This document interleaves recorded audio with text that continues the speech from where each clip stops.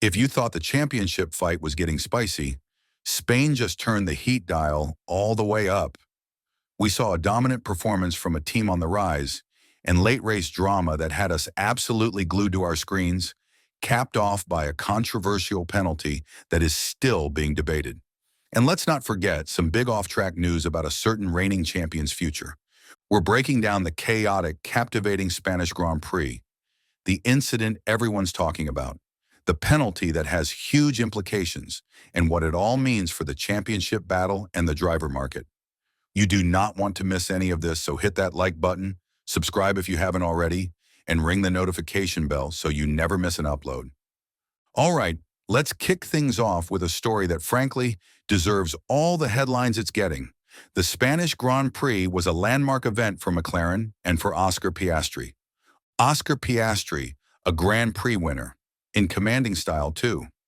Starting from pole position, which he secured with the biggest margin of the season, Oscar drove a phenomenal race. He managed the pressure, managed the tires, and held off everyone, including his teammate Lando Norris, to take this victory. And it wasn't just Oscar, it was a McLaren masterclass. Lando Norris finished right behind him in second place, sealing a sensational 1-2 finish for the Woking squad. This isn't just a lucky result, guys. McLaren has been on an absolute charge. Since introducing their upgrades earlier in the season, they've consistently been mixing it at the front, often out-developing and sometimes even outpacing Red Bull. Spain was the culmination of that incredible effort. Think about the context. Piastri's pole was dominant, his race pace was solid even as strategies unfolded. Norris kept him honest and secured maximum points for the team. This result is huge. It validates Piastri's incredible talent. Remember the hype when he came into F1? He's delivering on it now and then some. It puts McLaren firmly in the hunt for the Constructors' Championship and makes the internal battle between Oscar and Lando one of the most exciting dynamics on the grid. For teams like Ferrari and Red Bull, this is a wake-up call. McLaren is here. They are serious contenders, and they are pushing hard. The question now is, can they maintain this level of performance at different tracks? Spain is a good benchmark, but the real test continues in the coming weeks. But for now, massive congratulations to Oscar Piastri and McLaren. What a moment. But as the checkered flag fell, not all the talk was about McLaren's triumph.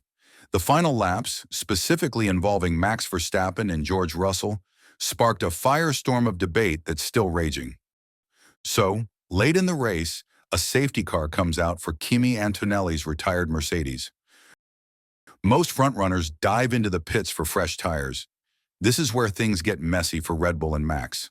Verstappen, due to tire availability or strategy calls, ended up on the hard compound tires for the final sprint to the finish, while most of his rivals, including Russell, bolted on softs. At the restart, Verstappen immediately looked vulnerable on those cold, hard tires. He had a big snap coming out of the final corner, lost momentum, and Charles Leclerc was straight alongside him on the main straight. They had some contact. Leclerc took third initially, but then George Russell arrived on the scene, looking rapid on his soft tires. Russell dives down the inside into turn one. They make contact. Verstappen runs wide, takes to the escape road, but crucially, he retains the position. Now, under the rules, if you gain an advantage by leaving the track, you usually have to give the position back.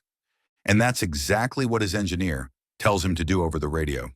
You need to give the position back to Russell. Max is not happy about this. You can hear the frustration in his voice and see it in his driving.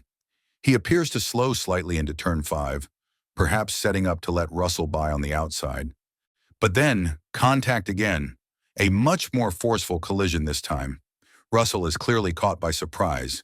His immediate reaction over team radio, "I just got crashed into," followed by some colorful language you'd expect in the heat of the moment. The differing perspectives couldn't be clearer. Russell, post-race, was pretty blunt. He said he didn't understand Verstappen's thinking, especially since it cost Max way more than it cost him. Verstappen, on the other hand, brushed it off, focusing on the tire struggles and saying the contact shouldn't have happened, but largely dismissing it. This incident, frankly, overshadowed a lot of the race for many fans. It was aggressive, it was controversial, and it immediately put the spotlight on the stewards' decision. And that decision came swiftly. The stewards investigated the second collision between Verstappen and Russell and ruled that Max was predominantly to blame. Their reasoning? Citing Verstappen's sudden acceleration into Russell. The verdict? A 10-second time penalty. This penalty dropped Verstappen from 5th place, where he crossed the line, all the way down to 10th, a loss of 9 crucial championship points. But that wasn't the only part of the penalty. He also received 3 penalty points on his super license. Now this is where it gets really significant. Those 3 points bring Max's 12-month total up to 11, just 1 point away from triggering an automatic 1-race ban. And the crucial thing is, none of his previous points expire until after the Austrian Grand Prix weekend.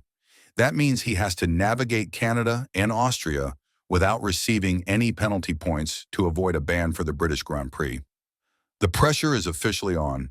The reaction to the penalty has been mixed. Some fans and pundits felt it was too lenient, with figures like Nico Rosberg suggesting disqualification was warranted in the immediate aftermath.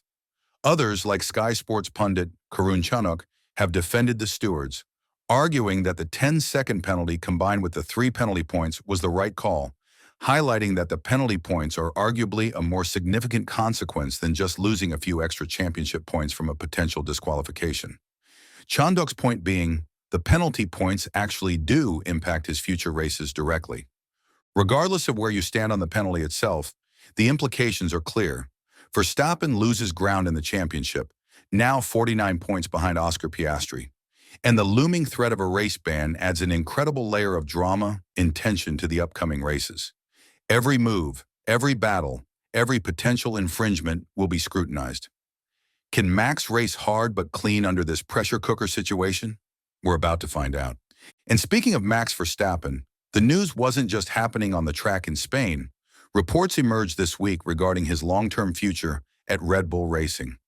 For months now, there's been speculation swirling around Max's contract, especially after some of the power struggles within Red Bull earlier in the year. There were whispers of performance clauses that could allow him to leave early, and links to teams like Mercedes and even Aston Martin were circulating. However, recent reports, notably from Autosport, indicate that Max is set to trigger a clause in his contract that will tie him to Red Bull until at least the end of the 2026 season. The key to this clause reportedly revolves around his position in the Drivers' Championship. By maintaining a significant points lead over the drivers outside the top 4, currently Charles Leclerc in 5th. He fulfills the criteria that activates this commitment clause. The deadline for this is apparently linked to the Austrian Grand Prix weekend. If confirmed, this is massive for Red Bull. It provides stability at a time when the team has faced some internal turbulence.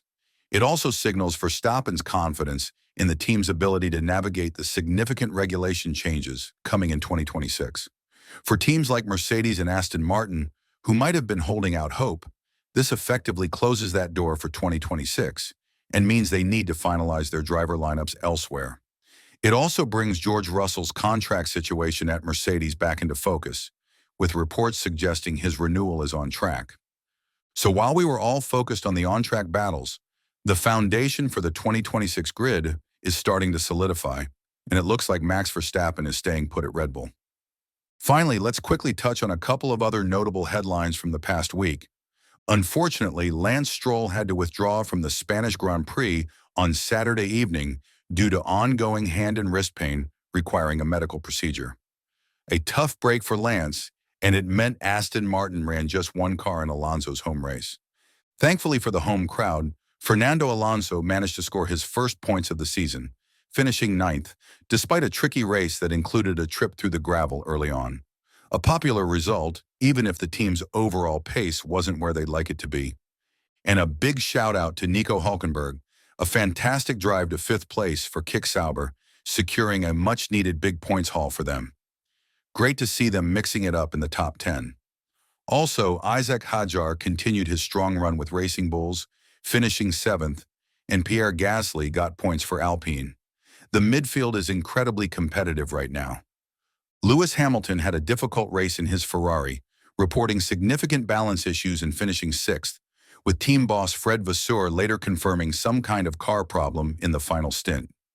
Ferrari didn't quite have the pace to match McLaren or challenge Verstappen cleanly, but Leclerc salvaged a podium. So there you have it, a chaotic, dramatic, and news-packed week in Formula One after the Spanish Grand Prix. McLaren is flying, Oscar Piastri is a winner, Max Verstappen is facing penalty point pressure, and his contract seems locked in. What was the biggest takeaway for you from the Spanish GP weekend? Were you cheering for Piastri? Did you think Verstappen's penalty was fair? Let me know your thoughts in the comments section below. If you enjoyed this video, please smash that like button. And if you haven't already, make sure you're subscribed and have the notification bell turned on so you don't miss our next deep dive into the world of F1. Thanks so much for watching. Stay safe, stay fast, and we'll see you in the next one.